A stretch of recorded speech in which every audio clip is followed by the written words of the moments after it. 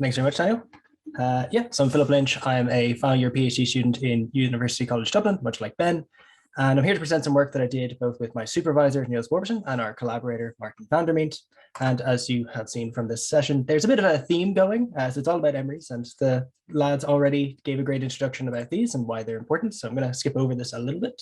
But the idea is that if you want, the question that I have is not how to calculate the gravitational self force. The question that I have is, well, once you have it, what do you do with it? So to give a brief idea, the equations of motion in order to drive the final trajectory look something like this schematically. You have the background geodesic motion in the background space-time, and then plus these accelerations or self-force due to the gravitational field of the compact body, which moves it away from geodesic motion.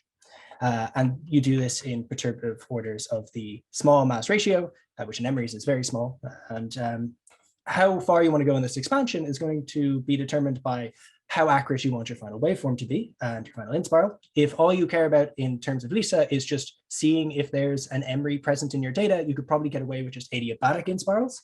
And for that, you only need the first order self force, or what's significantly easier is just balancing the energy and angular momentum radiated at infinity and down the event horizon and doing a flux-driven inspiral.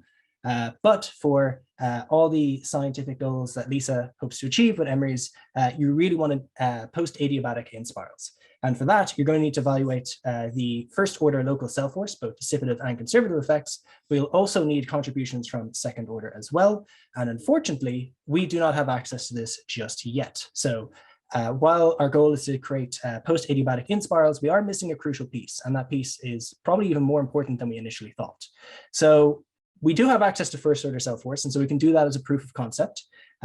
So we're going to take Kerr gravitational self force data, turn that into a model, and then use this to make inspiral trajectories that are both fast and accurate to compute, ideally for LISA data analysis. And while this has been done by my collaborators in SourceShield, it was left up to me to try and extend this to Kerr inspirals. And the first paper on this work is on the archive right now. So if you want to see the details, it is listed there. So let's get our boundaries and have a look at just geodesic motion and the equatorial plane of a Kerr black hole. So we ignore the self force for now. And you'll note that the secondary moves between a minimum and maximum radius, which you can get from the radial geodesic equation.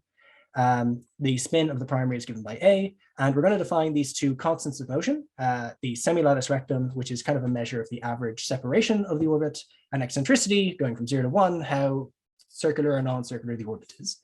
And we're also going to parameterize this radial bobbing back and forth with a radial phase, such that its derivative with respect to Mino time, which is a special time parameter we use a lot in the emery community, that the rate of change of this is just the fundamental Mino time frequency that depends only on these parameters A, P, and E.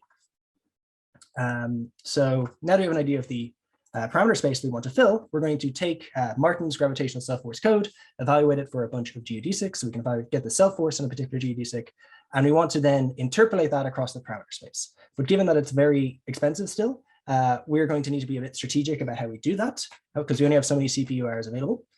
So first thing, we're just going to fix the spin of the primary to be 0.9. The spin of the primary won't evolve at this order mass ratio for emeries, and if it does, it's very negligible. So we can fix that to one value. And we're going to cover eccentricities from 0 to 0.5. And in principle, we can cover all values of the semi-lattice rectum P by rescaling it in terms of Y.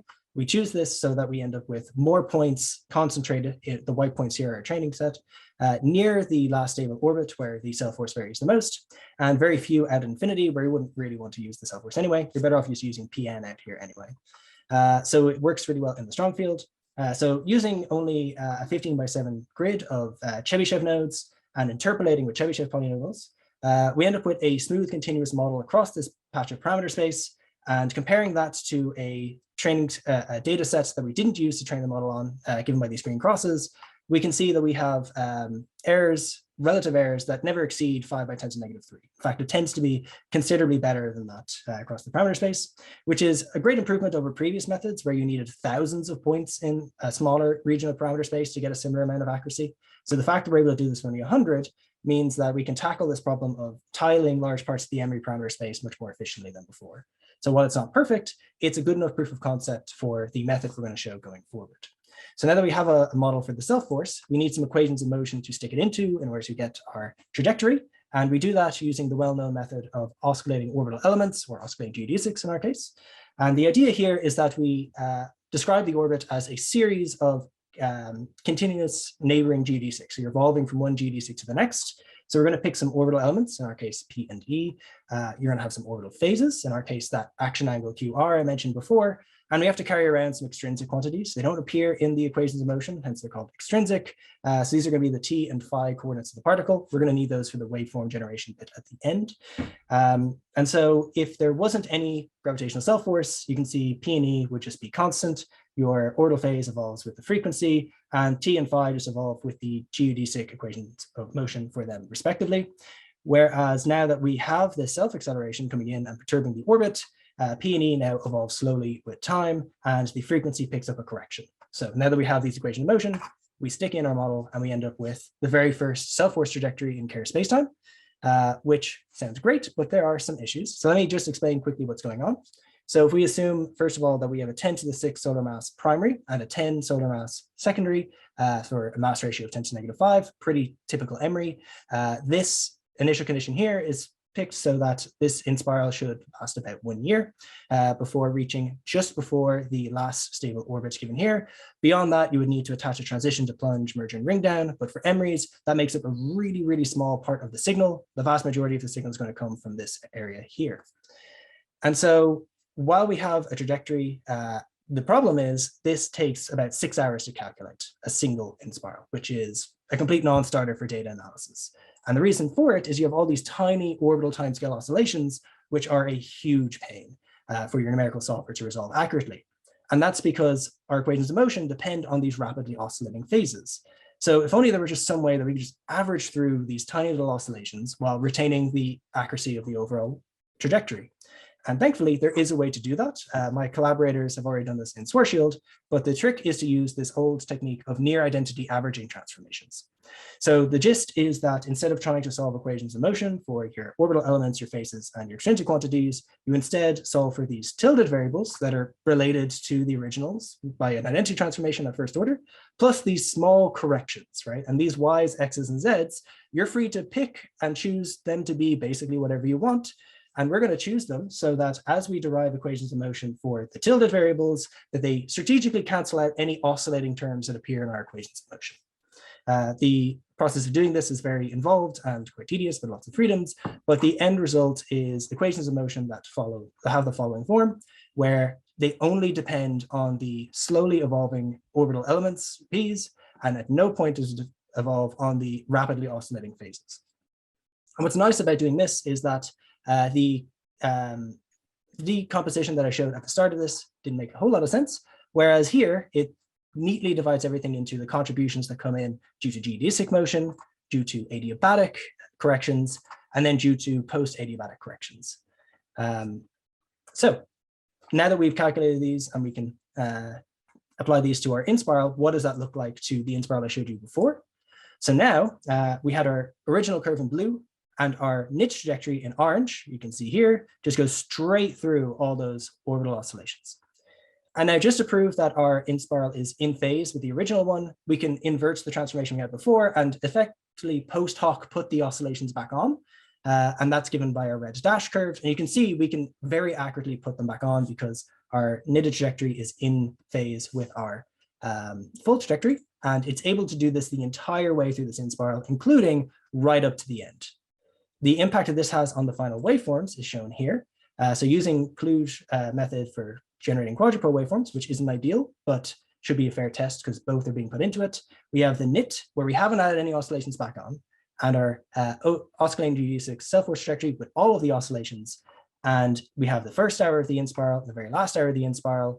And you can see that it looks like we just have the same waveform in each case. And if you don't trust your eyes, you can calculate the actual waveform mismatch, and you find that it is incredibly small. So small that unless you had an Emery signal with an SNR greater than 3,300, you wouldn't notice any difference. So for all intents and purposes, they're basically the same. The biggest difference, of course, being one took 6 hours to compute, one took less than a second to compute, which is a considerable speed up. So beginning to run out of time, I'll very quickly touch on the fact that we then use this model to look at self-force inspirals, where we took 2 different forcing models in different gauges And by matching up everything carefully, we wanted to see what the effect that has on the final inspiral and waveform. And what we found is that the final inspirals and waveforms differed significantly if you use two different inspirals and different gauges. The take-home message here is that if all you have is the first order self-force, then the resulting waveforms are not going to be physically meaningful as a post-adiabatic waveform. You really do need those second order pieces in order to have something that is gauge invariant and thus physically meaningful. So I'll leave my conclusions up here because I've gone over time, and go to questions. Okay, thanks very much. So a question which I have is, you've got the waveform generation time down to, I think you said 0.56 seconds. Specifically the inspiral time at that stage. Yeah, so the waveform time takes a bit longer after that again. Sure, so that's a substantial decrease compared to the previous time, but is that good enough for a LISA data analysis? Because that would still be quite slow for the kind of analyses which we do in LIGO. So is that something which you'll need to continue to improve on, or is that actually good enough for what you expect to need? Yeah, so absolutely, we can improve on this further. The biggest way we can improve on it is not doing everything in Mathematica, which is great for some things, but not for speed, obviously. So a C version should give you another order of magnitude speed up. And we can potentially work with the people who are developing the fast memory waveform package to look at how we could maybe apply GPUs to accelerate this further again. So obviously there's better that we could do there. We would ideally like this down to order of a few milliseconds if we could. And there's a question from the audience from Patrick Sutton. It says, hi, Philip, do you know if the knit transform will still work when including the second order dissipative terms? So in principle, it should. There is a piece in the knit equations in motion where the second order piece can just slot in principle. And so we know where it should go. We would very much like to have the second order pieces in order to know that for sure. But theoretically, yes, it should still work in that case.